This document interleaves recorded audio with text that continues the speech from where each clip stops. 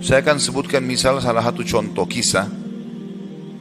Ibnu Qayyim rahimahullah Al-Jauzi mengangkat kisah tentang Abi Qudamah, ya. Seseorang yang disebutkan namanya oleh beliau. Sudah pernah saya sebutkan cerita ini belum? Selalu belum, ya. Baiklah.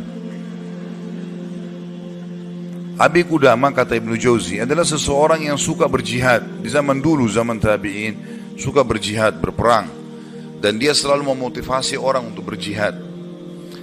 Ditanya di salah satu masjid itu, dia lagi pulang dari jihad, pengalaman apa yang paling berkesan bagi anda di kancah peperangan jihad? Dia bilang, kisah seorang anak muda yang bertemu bidadari. Maka orang tanya, seperti apa ceritanya? Dia bilang, satu waktu saya pulang ke negeri saya, di kotanya. Kemudian saya motivasi orang untuk berperang, berjihad. Sampaikanlah motivasi, ayat-ayat, hadis, kisah-kisah nyata. Sampai orang-orang pada termotivasi untuk berjihad. Dia bilang, setelah selesai saya pulang, besok saya ingin bentuk pasukan, bergabung dengan pasukan muslimin untuk berjihad, ya. Waktu saya pulang ke rumah, dia bilang tiba-tiba ada suara perempuan depan pintu memanggil, wahai Abi Qudamah, Abi Qudamah. Dia bilang, saya baca, a'udzubillahi minasyaitonirrajim, jangan sampai ini godaan syaitan. Perempuan malam-malam memanggil-manggil depan rumah. Dia enggak bilang, saya enggak mau buka pintu. Terdengar lagi suara kedua kali, Abi Qudamah, Abi Qudamah, buka pintu. Suara perempuan. Dia bilang, a'udzubillahi minasyaitonirrajim, saya enggak mau buka, takut jadi fitnah, gitu kan. Terus perempuan itu rupanya nyaut depan pintu. Dia bilang, wahai Abi Qudamah, bukankah anda yang memotivasi kami berjihad? Dan saya terpengaruh dengan itu. Saya ingin menyumbang sesuatu.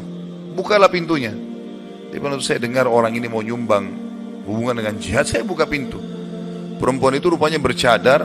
Dia bilang, pada saat saya buka pintu dan di hadapan saya tahu kalau orang ini kalau tidak pakai cadar, luar biasa Allah berikan kelebihan fisiknya. Terlihat wanita ini punya kecantikan, tapi dia tutup auratnya. Lalu saya alihkan pandangan saya dan saya katakan, apa yang akan engkau sumbang, ibu?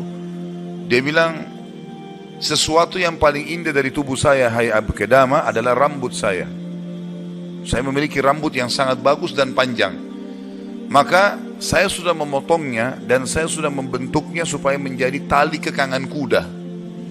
Maka saya minta agar rambut saya ini engkau jadikan tali kekangan kudamu, agar minimal rambutku ikut berperang.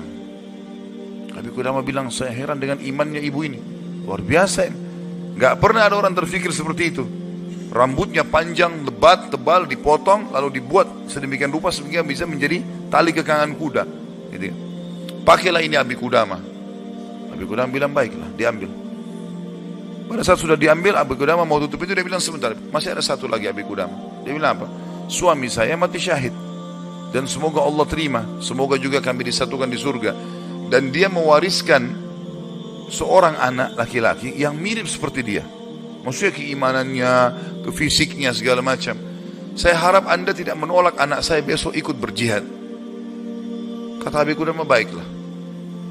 Tutup pintu. Besok pagi habis sholat subuh, habis syuruk, menjelang duha, berkumpullah orang-orang yang mau ikut jihad untuk bergabung dengan pasukan muslimin. Setelah Abi Qudamah bilang, saya motivasi mereka, datanglah seseorang dari belakang saya berteriak, Abi Qudamah, Abi Qudamah. Suara seorang laki-laki. Dia bilang, saya balik ke belakang. Waktu saya balik, saya seperti melihat matahari. Artinya ada seorang laki-laki putih, tinggi, gagah, rambutnya indah, fisiknya kekar di atas kuda. Dia bilang, saya sendiri kagum melihat orang ini. Luar biasa secara fisik, membuat orang sudah kagum. Dia bilang, terus dia bilang, hai Abi Qudamah, saya anaknya ibu semalam yang memberikan rambut kepada anda. Dan saya siap untuk ikut berperang. Dan wasiat ibu saya agar saya jangan pulang, suruh mati syahid. Kata Abi Qudamah, saya kagum melihat lagi anak ini. Sudah kagum melihat ibunya, kagum melihat anaknya. Bagaimana keyakinan mereka berdua tentang janji Allah. Dan hidupnya di situ sudah. Lingkup hidupnya itu adalah yang dijanjikan oleh Allah dan Rasulnya. Udah, Allah bilang dapat ini, ya sudah, dia yakinkan iya. Sholat dapat ini, puasa dapat ini, jihad dapat ini. Yakin, tidak ada keraguan. Hidupnya terbentuk di situ. Itu yang dijalani sama dia. Dia yakin meninggalkan juga dosa, ini adalah pintu yang baik. Kalau dia buat, dia akan jauh dari Allah. Maka dia berada di lingkup itu, kendaraan itulah. Kata Abi Qudamah, baiklah anak muda, kau masih muda, gitu kan. Saya akan letakkan kamu di bagian belakang pasukan. Anak muda itu diam. Dia bilang, Abi Qudamah bilang, ini saya tentu simpulkan ceritanya ya, karena saya tidak hafal secara lafaz letter tentang kisah, tapi saya datangkan poinnya gitu. Kata Abi Qudamah, waktu perang lagi berkecamuk, tiba-tiba anak muda ini sudah ada di depan. Lalu saya lihat dia, dan memang di pikiran saya dia bilang cuma anak muda itu saja. Saya datangin dia, hai anak muda, mundurlah. Kau masih muda, belum berpengalaman, gitu kan. Saya khawatir atas dirimu. Dia bilang, wahai Abi Qudamah, Allah berfirman, hai orang-orang beriman, kalau kalian bertemu dengan orang kafir, jangan kalian mundur. Allah bilang, jangan mundur, Anda suruh saya mundur, gitu. Gitu. Kata Abi Qudamah, saya nggak bisa bantai ini karena dia pakai ayat. Gitu. Maka saya pun berada di sebelahnya sampai akhirnya karena perang lagi berkecamuk terpisahkan, otomatis terpisahkan. Waktu pasukan lagi istirahat, saya coba cari anak muda ini. Saya nggak cari, pikirannya sudah nggak ada yang lain. Targetnya anak muda ini gitu. Itu betul-betul menarik perhatian dia. Dia bilang begitu saya lihat orang lagi istirahat semuanya karena capek berperang. Maka saya lihat anak muda ini sibuk menyiapkan makanan para mujahidin, mengikatkan tali kudanya, menyiapkan rumput kudanya. Pokoknya dia sibuk dengan itu. Jadi dia betul-betul menikmati apa yang sudah Allah dan Rasulnya perintahkan. Ini targetnya dan ini benar bagi saya. Selesai. Ini adalah konsep hidup saya. Gitu. Maka Abi Qudamah bilang, saya kagum melihat anak muda ini. Kemudian perang berkecamuk lagi. Berkecamuk lagi, yang kedua kali. Kemudian pada saat lagi maju, saya lihat anak muda itu di depan. Saya datangin lagi, hai anak muda, ke belakang lah. Dia bacain lagi ayat. Wahai Abi Qudamah, Allah berfirman, hai orang beriman, kalau bertemu dengan orang kafir, jangan kalian mundur. Bagaimana Allah bilang jangan mundur, Anda suruh saya mundur? Abi Qudamah diam, tidak bisa bantah karena dikatakan ayat. Berkecamuk peperangan dipisahkan oleh prajurit yang saling serang satu sama yang lain, sampai akhirnya tiba malam hari waktu istirahat. Kata Abi Qudamah, dua pasukan istirahat. Lalu saya cari, di mana anak muda ini? Di kemah mana dia? Cari-cari sampai dapat kemahnya. Kata Abi Qudamah, waktu saya masuk dalam kemahnya, saya temukan anak muda itu sedang tertidur dan senyum. Senyum lebar gitu. Saya penasaran anak muda ini lagi mimpi apa gitu. Dia bilang, saya tunggu sampai senyumnya sudah redah. Kemudian saya tepuk, bangunkan. Hai anak muda, bangunlah. Apa yang kau lihat dalam mimpimu? Kata anak muda ini, demi Allah wahai Abi Qudamah, saya melihat saya masuk ke surga. Saya masuk surga, saya lihat taman-taman, saya lihat pelayan-pelayan, lihat luar biasa surga yang luas. Dan saya lihat seorang wanita yang sangat cantik, saking cantiknya sampai saya tidak sabar untuk menjamahnya. Gitu kan. Lalu dia mengatakan, belum waktunya hai suamiku. Padahal sebenarnya anak muda ini belum menikah. Ya. Lalu dia bilang, engkau, perempuan itu bilang, engkau akan bertemu dengan aku besok siang. Kata anak muda itu, setelah itu Anda bangunkan saya. Dan saya berharap Allah membuat saya mati syahid besok. Untuk mendapatkan apa yang Allah janjikan. Yang jelas, kata Abi Qudamah, saya kagum. Artinya Abi Qudamah pun sekian tahun berjihad belum pernah mimpi seperti ini. Gitu kan? Besok pagi dia bilang berkecamuk lagi peperangan. Saya temukan anak muda itu di depan. Terus dia menyerang musuh. Gitu kan? Sampai akhirnya peperangan selesai. Dan sudah menang muslimin. Korban banyak di musuh dan di orang muslim. Anak Abi Qudamah bilang, target saya mengejar mana? Cari anak muda ini. Terbunuhkah atau belum terbunuhkah? Dicari.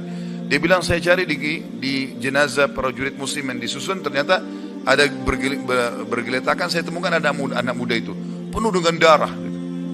Ya. Tapi masih hidup. Dan dia lihat, waktu saya datang, dia dengan senyum mengatakan, Abi Qudamah, kesinilah. Dalam kondisi lagi luka-luka ini, berdarah-darah gitu ya. Kata Abi Qudamah, saya pun datang. Apa beritamu hai anak muda? Dia bilang, hai Abi Qudamah, kalau kau pulang nanti ke kampung kita, ke negeri kita, sampaikan ke ibu saya salam dan bilang impian beliau sudah terkabulkan. Artinya saya akan menyusul ayah saya mati syahid. Lalu pesannya ini luar biasa. Dia bilang apa? Wahai Abi Qudamah, apa kau ingat kisah tadi malam bidadari dalam mimpi saya? Kata Abi Qudamah, iya. Sekarang ada di sebelah saya, sedang senyum dan menunggu ruh saya keluar. Lalu dia akan membawa saya ke surga. Lalu kata Abi Qudamah, orang itu pun meninggal dunia dalam kondisi dia tersenyum gitu kan. Maka Abi Qudamah bilang, saya menangis, gak bisa menahan melihat luar biasanya. Ibunya luar biasa, anak muda ini luar biasa, 17 tahun punya kelebihan fisik yang mungkin tadi saya bilang, kebanyakan kita di Indonesia dihabiskan pada hal yang foya-foya, coba-coba kemaksiatan, ini semua omong kosong nih, dari syaitan, bukan begitu.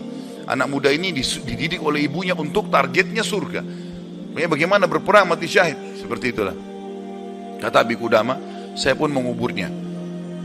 Waktu kami pulang ke negeri kami, target saya ke rumah ibunya, bukan ke rumah saya lagi. Orang semua pada pulang ke rumahnya, ketemu keluarganya. Dia bilang, saya cari ibunya anak muda itu.